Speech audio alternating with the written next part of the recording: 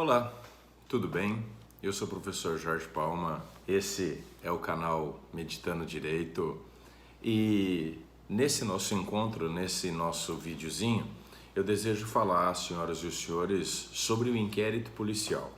Na realidade, trata-se esse vídeo da continuidade, da continuação de um outro vídeo já aí postado em que explico a questão do inquérito policial.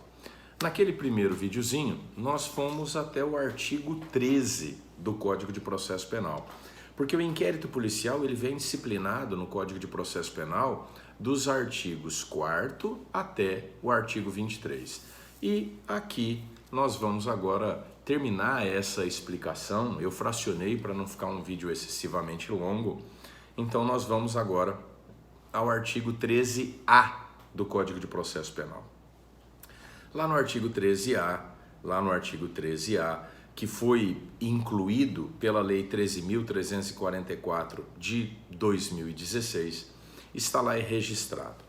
Nos crimes previstos nos artigos 148, 149 e 149A, no parágrafo 3º do artigo 158 e no artigo 159 do Decreto-Lei nº 2.848 de 7 de dezembro de 1940, Código Penal, e no artigo 239 da Lei 8.069 de 13 de julho de 1990, Estatuto da Criança e do Adolescente, o membro do Ministério Público ou delegado de polícia poderá requisitar de qualquer órgão do poder público ou de empresa da iniciativa privada dados e informações cadastrais da vítima ou de suspeitos. Parágrafo único. A requisição deverá ser atendida no prazo de 24 horas e conterá o nome da autoridade requisitante, o número do inquérito policial e a identificação da unidade de polícia judiciária responsável pela investigação. Então veja, esse artigo 13A, ele permite que o Ministério Público lá no PIC, no procedimento de investigação criminal, ou o delegado de polícia no inquérito policial, requisite de órgãos do poder público ou de empresa de iniciativa privada dados e informações cadastrais da vítima ou de suspeitos nos crimes que estão ali relacionados. Está ali relacionado no artigo 148, sequestro e cárcere privado, no 149, redução à condição análoga de escravo, no 149A, tráfico de pessoas, no 158, parágrafo 3º, extorsão mediante sequestro, mediante restrição da liberdade, né? No 159, extorsão mediante sequestro, né? Então, veja só, tratam-se ali de hipóteses em que ocorrem crimes com a privação ou restrição da liberdade da vítima. O Ministério Público ou o delegado de polícia podem, então, requisitar essas informações de órgãos públicos ou de empresas da iniciativa privada, sem necessidade de autorização judicial. Tratam-se de informações cadastrais. O que são informações cadastrais? Nome completo, RG, CPF, endereço, né? São informações bastante objetivas que esses órgãos e agentes guardam, retêm para efeito de cobrança ou para algum outro efeito qualquer. Então, quer dizer, não há mais necessidade judicial para acessar essas informações. A polícia ou o Ministério Público precisa de informações a respeito da vítima, a respeito de um suposto autor desse crime, pode requisitar diretamente essas informações sem a necessidade de primeiro ter que obter uma autorização judicial. Então vão fazer a requisição, vão indicar o nome da autoridade requisitante, número do inquérito ou do PIC, identificação da unidade de polícia judiciária responsável pela investigação, então identificação da delegacia, identificação do órgão do Ministério Público, e essa requisição deverá ser atendida em 24 horas e essas informações cadastrais deverão ser apresentadas. Pronto, entrega essas informações cadastrais, são informações que às vezes são muito importantes para a realização da diligência. Onde mora, quais são os endereços que existem, qual o nome completo, qual o RG, qual o CPF. Então, essas informações cadastrais vão ser prestadas dentro desse prazo, independentemente de autorização judicial. Ela não é mais necessária para isso, informações cadastrais. O artigo 13b vem também incluído pela mesma Lei 13.344/2016 e diz assim: se necessário a prevenção e a repressão dos crimes relacionados ao tráfico de pessoas, o membro do Ministério Público ou o delegado de polícia poderão requisitar, mediante autorização judicial, aqui a autorização judicial vai ser necessária, às empresas prestadoras de serviços de telecomunicações e ou telemática que disponibilizem imediatamente os meios técnicos adequados, como sinais, informações e outros, que permitam a localização da vítima ou dos suspeitos do delito em curso. Para os efeitos desse artigo, sinal significa posicionamento da estação de cobertura, setorização e intensidade de radiofrequência, né? Nas hipóteses de que trata o CAPT, o sinal não permitirá acesso ao conteúdo da comunicação de qualquer natureza, que dependerá de autorização judicial conforme disposto em lei. Deverá ser fornecido pela prestadora de telefonia móvel celular por período não superior a 30 dias, renovável por uma única vez por igual período. Para períodos superiores àqueles de que trata o inciso 2, será necessária apresentação de ordem judicial. Então veja, o Ministério Público ou o delegado, a polícia, podem requisitar mediante autorização judicial, então deve haver uma autorização judicial para isso, as empresas prestadoras de serviço de telecomunicação ou telemática, o sinal. Então veja, o objetivo aqui não é obter acesso à conversa, não é a captar o sinal para analisar a conversa, as mensagens, é só o sinal. Para que o sinal? Para tentar localizar o celular, o tablet, o computador que está fazendo a chamada, que está sendo utilizado para acessar as redes sociais, um e-mail, localizar esse equipamento. Esses equipamentos, eles possuem um código de IP e quando eles acessam as redes, é possível, através do sinal, localizar onde estão. Veja, trata-se de informação necessária à prevenção e repressão de crimes relacionados a tráfico de pessoas. Então, quer dizer, para poder encontrar essa pessoa, para poder encontrar a vítima, para poder encontrar o agente criminoso. E aí, então, o Ministério Público ou a polícia tem acesso a esse sinal e, com acesso a esse sinal, poderá identificar onde aquele equipamento está e tentar encontrar, então, a pessoa da vítima ou o agente criminoso. Essa é a situação. Essa é a situação. Se for necessário obter acesso à comunicação para saber o que estão conversando, para fazer uma interceptação telefônica, para interceptar um e-mail, mensagem de aplicativo, aí precisa de ordem judicial para fazer isso. Aqui, nesse primeiro momento, no caput do artigo 13, o juiz está só autorizando a requerer o sinal. Autorizando a requerer o sinal. Professor, mas qual que é a diferença? Por que não autoriza logo tudo? Porque um pedido para quebrar um sigilo de comunicação é muito mais complexo do que um pedido só para acessar o sinal, para saber onde é que aquela pessoa está, onde é que aquele aparelho está localizado. Então, a intenção aqui é tornar tudo mais rápido, mais ágil. Aqui o Ministério Público vai pedir para o juiz, aqui o delegado vai pedir para o juiz só o acesso ao sinal. Eu só quero o sinal, eu só quero saber onde a pessoa está, onde está o equipamento, eu só quero localizar esse ponto. Eu não quero ter acesso à conversa, eu não quero ter acesso ao que está sendo discutido.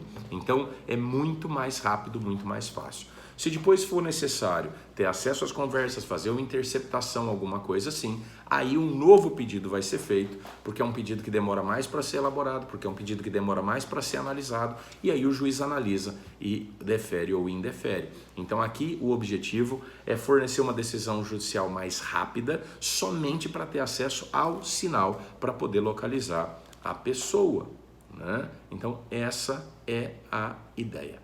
Tudo bem? O artigo 14 do Código de Processo Penal diz que o ofendido ou seu representante legal e o indiciado poderão requerer qualquer diligência que será realizada ou não a juízo da autoridade. Então veja, quem está sendo investigado, também quem foi vítima do crime, podem requerer ao delegado diligências. Como assim requerer diligências? Pedir a realização de uma perícia, pedir a oitiva de alguma ou algumas testemunhas, pedir a juntada de um documento, a produção de um tipo de prova qualquer. Pode requerer. Agora, o requerimento é um pedido e esse pedido pode ser deferido ou indeferido e o delegado então vai analisar. Se ele entender que aquela diligência que está sendo solicitada é útil, ele defere e realiza. Se ele entender que aquela diligência que está sendo solicitada é inútil, improdutiva, ele a indefere. Isso vale também para o PIC, pode requerer diligência ao promotor que está realizando o PIC? Pode também, e ele defere ou indefere. Mas e se ele indeferir a diligência? Imagine, o advogado está trabalhando na defesa de alguém, requereu uma diligência lá no inquérito que ele acha importante para evidenciar a inocência do seu cliente, e aí o delegado indeferiu esse requerimento da realização de diligência. O que ele pode fazer? Olha, se não for uma diligência que só possa ser realizada naquele momento, se for algo que possa esperar, ele pode aguardar e depois, na ação penal, requerer ao juiz a realização da diligência, né? E aí, lá na ação penal, essa diligência é realizada. Mas se for daquelas diligências que não dá para esperar, tem que fazer agora, porque senão não vai dar mais para fazer, aí o que é possível fazer é requerer a diligência ao juiz. Explicar para o juiz que a diligência é importante, porque que ela não pode ser realizada depois, porque não pode ser realizada depois, e explicar também que o delegado ou o promotor, delegado no inquérito ou o promotor no PIC, indeferiu o requerimento. E aí o juiz pode determinar a produção antecipada da diligência, se realmente ela for imprescindível. Tudo bem? Então é isso que pode ser feito. Aí nós temos o artigo 149A, que foi incluído agora pela lei anticrime, a lei 13.964 de 2019, que diz o seguinte: nos casos em que servidores vinculados às instituições dispostas no artigo 144 da Constituição Federal, que é o artigo que trata da segurança pública, figurarem como investigados em inquéritos policiais militares e demais procedimentos extrajudiciais, como o PIC, por exemplo, cujo objetivo for a investigação de fatos relacionados ao uso de força letal, praticados no exercício profissional, de forma consumada ou tentada, incluindo as situações dispostas no artigo 23 do Decreto-Lei 2.848, de 7 de dezembro de 1940, o Código Penal, o indiciado poderá constituir defensor. Para os casos previstos no caput desse artigo, o investigado deverá ser citado deverá ser citado da instauração do procedimento investigatório, podendo constituir defensor no prazo de até 48 horas a contar do recebimento da citação. Esgotado o prazo disposto no parágrafo 1º desse artigo, com a ausência de nomeação de defensor pelo investigado, a autoridade responsável pela investigação deverá intimar a instituição a que estava vinculado o investigado à época da ocorrência dos fatos, para que essa, no prazo de 48 horas, indique defensor para a representação do investigado. As disposições constantes desse artigo se aplicam aos servidores militares vinculados às instituições dispostas no artigo 142 da Constituição Federal, desde que os fatos investigados digam respeito a missões para a garantia da lei e da ordem. Então vejam só, na realidade aqui está se investigando um policial civil, um policial militar, algum integrante de Forças Armadas que atuou numa missão lá de garantia da lei e ordem, né? E matou alguém ou tentou matar, né? E aí, dentro da sua atuação profissional, e ele então tem direito a constituir um advogado. Na verdade, já tinha. Vale lembrar que inquérito policial não é para fazer defesa, vale lembrar que inquérito policial não é ação penal, aqui não tem contraditório, aqui não tem ampla defesa, é só constituir um advogado para acompanhar. Ele já tinha esse direito, só que agora o Código de Processo Penal então está determinando que ele seja citado para constituir esse advogado e que se ele não constituir em 48 horas, o órgão a que estava vinculado no momento daquele acontecimento indique algum defensor para sua representação.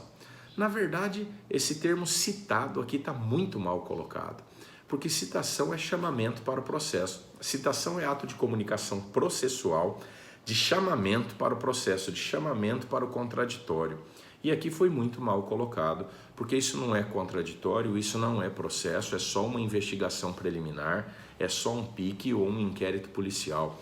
Então, na realidade, o termo aqui deveria ser intimado ou cientificado, não citado, porque não vai apresentar nenhum tipo de resposta, não está determinando que apresente nenhum tipo de manifestação de defesa, apenas acompanhar. Para quê? Para garantir uma investigação isenta, uma investigação dentro da legalidade, é só isso.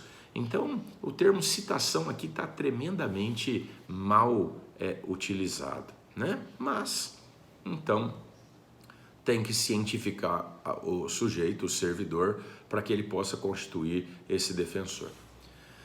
O artigo 15 do Código de Processo Penal diz lá: se o indiciado for menor, ser-lhe-á nomeado curador pela autoridade policial. Se o indiciado for menor.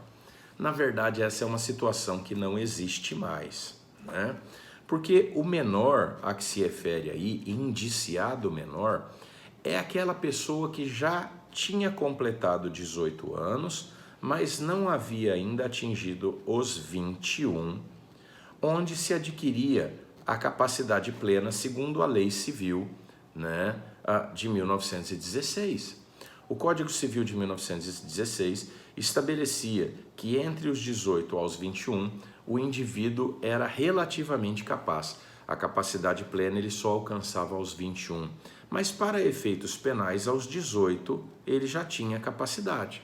Então, o sujeito que, havendo praticado um crime e tivesse entre 18 a 21 anos, era considerado indiciado menor. E para ele tinha que ser nomeado um curador. Por quê? Porque embora ele já fosse penalmente capaz, civilmente ele só tinha capacidade relativa. Então, por isso, a nomeação de um curador. Acontece que veio o novo Código Civil, e passou a estabelecer que a capacidade plena se dá aos 18. Então hoje, aos 18 anos, o sujeito já tem capacidade penal e capacidade civil plena. Por isso não existe mais a figura do indiciado menor.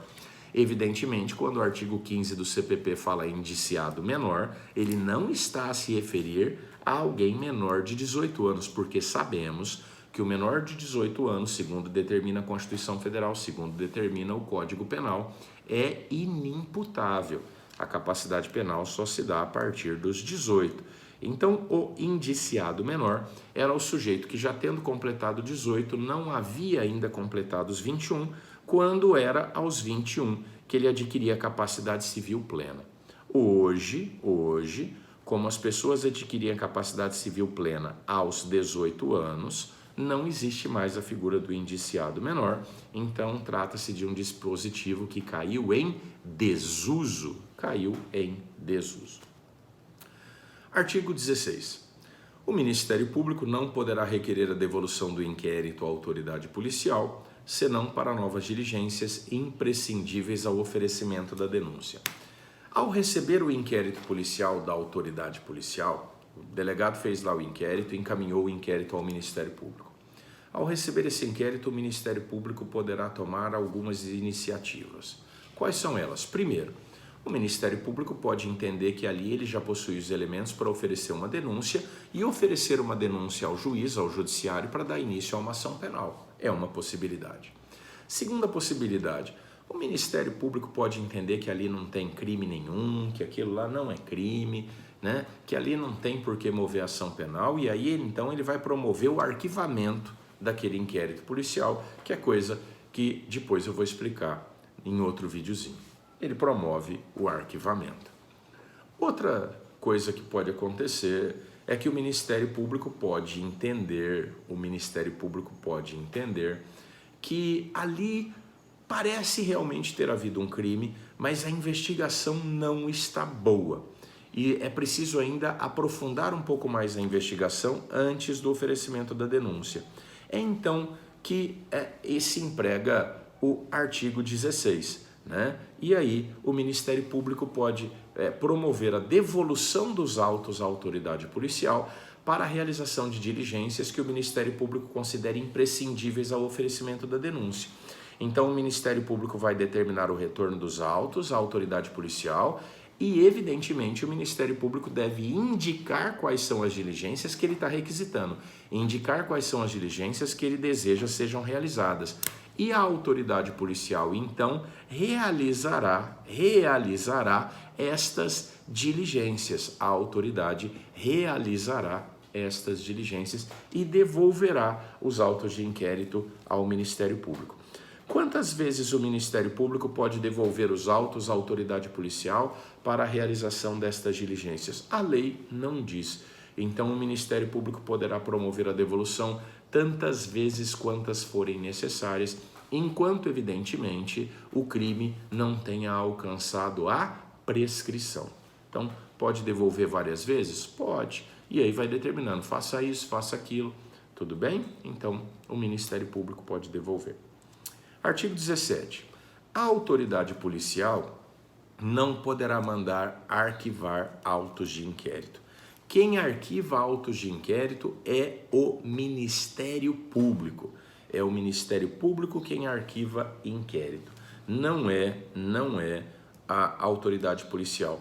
O delegado decide, então, né, se vai baixar a portaria ou não para instaurar o inquérito, se é caso de instaurar o inquérito ou não. O delegado tem esse poder discricionário de analisar. Evidentemente, se existirem os elementos do crime, o delegado tem que instaurar o inquérito. Mas é o delegado que vai analisar se estão presentes esses elementos ou não para instaurar o inquérito. Uma vez que tenha instaurado o inquérito, ele não pode arquivar em hipótese nenhuma. Vamos supor que o delegado acabou se atrapalhando e instaurou lá um inquérito policial, pensando que houvesse ali realmente um crime, e quando ele foi perceber, nossa, aquilo é uma bobagem, não é crime nenhum, ele se arrependeu, não devia ter instaurado, pode arquivar? Não pode não. Por mais bobo que seja, ele tem que terminar a investigação e encaminhar ao Ministério Público, e o Ministério Público que vai analisar a questão de haver ou não necessidade de arquivar. Delegado não pode arquivar autos de inquérito policial. Tudo bem? Artigo 18. Depois de ordenado o arquivamento do inquérito pela autoridade judiciária, por falta de base para a denúncia, a autoridade policial poderá proceder a novas pesquisas se de outras provas tiver notícia. Então veja, imagine que o delegado fez o inquérito, encaminhou o inquérito ao Ministério Público, o Ministério Público entendeu que ali não haviam elementos para promover uma ação penal, o Ministério Público arquivou o inquérito. Arquivou o inquérito por falta de elementos. O Ministério Público arquivou o inquérito por falta de elementos, falta de base para oferecimento da denúncia. Isso não impede a polícia de continuar investigando. A autoridade policial pode continuar com o inquérito, pode continuar investigando, e se surgirem novos elementos, os encaminhará ao Ministério Público, que poderá então desarquivar o inquérito para oferecer a denúncia. Perfeito? Agora veja, isso só se o inquérito foi arquivado por falta de base para o oferecimento da denúncia. Porque vamos supor o seguinte, o delegado realizou uma investigação, um inquérito policial, encaminhou para o Ministério Público, mas o Ministério Público percebeu que o crime está prescrito. O crime está prescrito. E então o inquérito foi arquivado porque o crime está prescrito. Esse inquérito pode ser desarquivado? Não. Por que não? Porque o crime está prescrito. E se está prescrito, não tem como deixar de estar prescrito. Então não tem fundamento para desarquivar esse inquérito. Se o inquérito foi arquivado porque o agente criminoso está morto, e a morte é uma causa de extinção da punibilidade, não tem como querer punir o morto, então o Ministério Público arquivou o inquérito porque o agente criminoso está morto. Posso desarquivar esse inquérito? Não. Por quê? Porque ele está morto. E se ele está morto, não vai voltar à vida, então não tem como mudar esse fundamento. Agora, se o Ministério Público arquivou o inquérito policial por falta de base, não tem elemento nenhum para dizer que realmente houve o crime, indício de autoria, não tem, arquivou. A polícia continua investigando e conseguiu esses elementos, oferece para o Ministério Público, pronto, pode desarquivar o inquérito para promover a ação penal. Essa é a situação. Diz então o artigo 19. Nos crimes em que não couber ação pública, e os crimes em que não cabe ação pública são os crimes de ação penal privada, os autos do inquérito serão remetidos ao juízo competente, onde aguardarão a iniciativa do ofendido ou de seu representante legal, ou serão entregues ao requerente se o pedir mediante translado. Então, veja, crime de ação penal privada, quem promove a ação penal é o próprio ofendido ou quem legalmente o represente, através de advogado, por conta da necessidade de capacidade postulatória para estar em juízo. Então, o delegado fez esse inquérito e mandou para o Ministério Público. O Ministério Público percebeu que é crime de ação penal privada. O Ministério Público não pode, então, oferecer queixa, também não pode oferecer denúncia. Ele vai fazer o quê? Remeter a juízo, para que permaneça em juízo aguardando a iniciativa do ofendido. E o ofendido vai ter o prazo decadencial de 6 meses para dar início à ação penal. Se não oferecê-la, ocorrerá decadência e a consequente extinção da punibilidade. Mas o Ministério Público não pode dar início à ação penal por ser crime de ação penal privada. Por ser crime de ação penal privada, tá? O artigo menciona aqui a possibilidade dos autos serem entregues ao requerente se o pedir mediante translado. Isso não existe mais, porque o inquérito hoje é virtual, ele fica lá virtualizado, o ofendido entra lá e vê e copia o que quiser, porque é virtual, não tem como entregar para ele, é virtual, está lá, é só ele acessar o sistema e está lá. Artigo 20. A autoridade assegurará no inquérito o sigilo necessário à elucidação do fato ou exigido pelo interesse da sociedade. Que autoridade é essa? A autoridade policial, é o delegado. O delegado é que vai assegurar esse sigilo no inquérito. Mas que sigilo é esse do inquérito? Esse sigilo não é o mesmo sigilo determinado pelo juiz. O sigilo que o juiz determina é mais profundo. Esse sigilo, a que menciona, que se refere ao artigo 19 do CPP, é só o fato de que o delegado vai impedir que gente curiosa, que não tem nada a ver com aquela investigação, vá querer acessar o inquérito. É só isso. Enquanto ele está realizando o inquérito lá na delegacia, advogados podem ter acesso ao inquérito? Pode. O ofendido, a vítima, pode ter acesso? Pode. Quem está sendo investigado pode ter acesso? Pode. Agora, curioso que não tem nada a ver com aquilo, não tem por que ter acesso ao inquérito. Então, é desse sigilo de que está tratando o artigo 20, perdão. Nos atestados de antecedentes, diz o parágrafo único do artigo 20, que lhe forem solicitados, a autoridade policial não poderá mencionar quaisquer anotações referentes à instauração de inquérito contra os requerentes. Veja, delegado não fornece mais esses atestados de antecedentes. Hoje, essas certidões de antecedentes são retiradas diretamente pela internet, na maioria dos estados. Entra no site e baixa lá essa certidão. Então, não é mais solicitado em delegacia isso. Aí, evidentemente, que delegado nem fornece mais, então isso caiu em desuso. Outro artigo importante é o artigo 21. A incomunicabilidade do indiciado dependerá sempre de despacho nos autos e somente será permitida quando o interesse da sociedade ou a conveniência da investigação o exigir.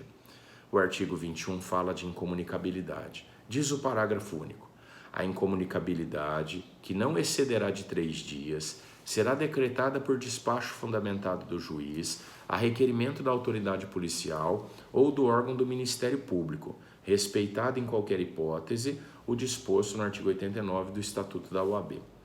Na verdade, senhoras e senhores, esse artigo 21, ele não existe. Ele não foi recepcionado pela ordem constitucional instaurada a partir de 5 de outubro de 1988. Esse artigo 21, ele não existe. Esse artigo 121, ele entra em choque com o que determina o artigo 136, parágrafo 3º, inciso 4 da Constituição Federal. O artigo 136 está tratando do estado de defesa. Lá no artigo 3º ele diz assim: na vigência do estado de defesa, inciso 4, é vedada a incomunicabilidade do preso. Veja, o estado de defesa é um estado excepcional que foge da normalidade constitucional do nosso país. Existem critérios e situações específicas que autorizam o presidente a decretar o estado de defesa. No estado de defesa, diversos direitos, garantias podem ser minimizados. Agora perceba, se mesmo nesse estado de defesa, nesse estado excepcional, que permite que sejam minimizados direitos e garantias, se mesmo nesse estado de defesa, a Constituição não permite a incomunicabilidade, ela estabelece que é vedada a incomunicabilidade do preso, ela não é permitida. Veja, se neste estado excepcionalíssimo não se pode manter o preso incomunicável, imagina no estado de normalidade. Então, esse artigo 21 do Código de Processo Penal não foi recepcionado pela ordem constitucional. Então, se faço uma leitura constitucional, com olhos constitucionais do Código de Processo Penal, eu simplesmente não enxergarei mais o artigo 21. Ele não foi recepcionado, ele não está valendo, ele não existe mais, ele foi pulverizado, dizimado no dia 5 de outubro de 1988, no exato instante em que foi promulgada a Constituição Federal. O artigo 22 diz que no Distrito Federal e nas comarcas em que houver mais de uma circunscrição policial, a autoridade com exercício em uma delas poderá, nos inquéritos a que esteja procedendo, ordenar diligências em circunscrição de outra, independentemente de precatórias ou requisições, e bem assim providenciará até que compareça a autoridade competente sobre qualquer fato que ocorra em sua presença noutra circunscrição. Veja, as cidades elas são divididas em áreas e cada área fica sobre a responsabilidade de um distrito policial. Isso é uma distribuição, uma divisão funcional para facilitar o trabalho, né? Para facilitar o trabalho. A cidade onde vivo, por exemplo, é dividida em 4 áreas, cada uma delas é circunscrição de uma delegacia. Então existe a área da delegacia do 1º Distrito Policial, a área do 2º Distrito Policial, a área do 3º Distrito Policial, a área do 4º Distrito Policial. E existem as delegacias especializadas, delegacia especializada da infância e juventude, delegacia especializada no combate à violência doméstica e familiar contra a mulher, né? Delegacia especializada de homicídios. Essas delegacias especializadas, elas investigam os fatos em toda a circunscrição do município, no município todo. As delegacias comuns, elas dividem as tarefas, dividem o trabalho. Então a área do município é dividida em 4, cada uma dessas delegacias, 1º DP, 2º DP, 3º DP, 4º DP, cuida de uma área. E os delegados investigam os crimes que ocorreram dentro daquela área que corresponde à sua delegacia. Ele não vai investigar crime que ocorreu na área de outra delegacia, mas ele pode muito bem, realizar diligências dentro do município todo. Então veja, sou o delegado do 4º Distrito Policial da minha cidade. Estou investigando um crime, baixei portaria, instaurei inquérito para investigar um crime que aconteceu na área da minha delegacia. Porém, preciso realizar diligências na área que pertence a outra delegacia. Preciso cumprir uma busca e apreensão, preciso intimar testemunhas para virem depor. Eu preciso expedir precatória para isso? Não. Eu preciso pedir permissão para o delegado daquela área para isso? Não. Eu preciso informar o delegado daquela área de que eu vou até lá intimar uma testemunha ou realizar uma diligência qualquer? Também não. Então, é disso de que trata o artigo 22. O delegado anda pelo município inteiro para realizar as diligências necessárias para investigar os crimes que ocorreram na área da sua delegacia. Perfeito? Agora, se eu precisar realizar diligências em outro município, aí sim, eu vou expedir uma carta precatória para o delegado de lá ou vou precisar de uma autorização especial para realizar diligência lá. Agora, dentro do meu município, eu vou para todo lado sem problema nenhum. E ainda, e para encerrar o inquérito, o artigo 23. Ao fazer a remessa dos autos do inquérito ao juiz competente, a autoridade policial oficiará o Instituto de Identificação e Estatística ou Repartição Congênere mencionando o juízo a que tiverem sido distribuídos e os dados relativos à infração penal e à pessoa do indiciado. Isso hoje já é feito meio que automaticamente pelo sistema. Trata-se de incluir essas informações num banco de dados para que possam ser acessadas, né? Então, uma das diligências que o delegado realiza quando começa a investigar, quando está investigando alguém, é puxar a folha corrida dele, a ficha corrida, aquilo que se chama usualmente de capivara. Mas só vai ter sentido puxar essa folha corrida se todas as informações que tiverem a respeito daquele sujeito estiverem lá catalogadas.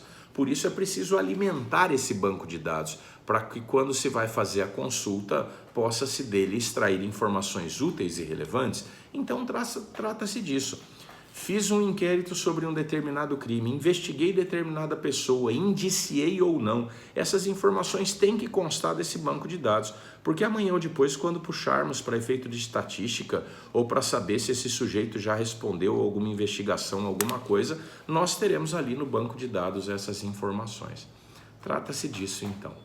Espero que tenha sido útil, que você tenha entendido. Se houver alguma dúvida, algo mais que eu possa ajudar, por favor, entre em contato, avise. Terei o máximo prazer em ajudar a esclarecer e a tirar essas dúvidas, tá bom? Se você gostou, curte aí, se inscreve, divulga para outras pessoas, para dar publicidade para o canal, para incentivar a continuidade dele, tá bom? Muito obrigado, bons estudos, beijo no coração.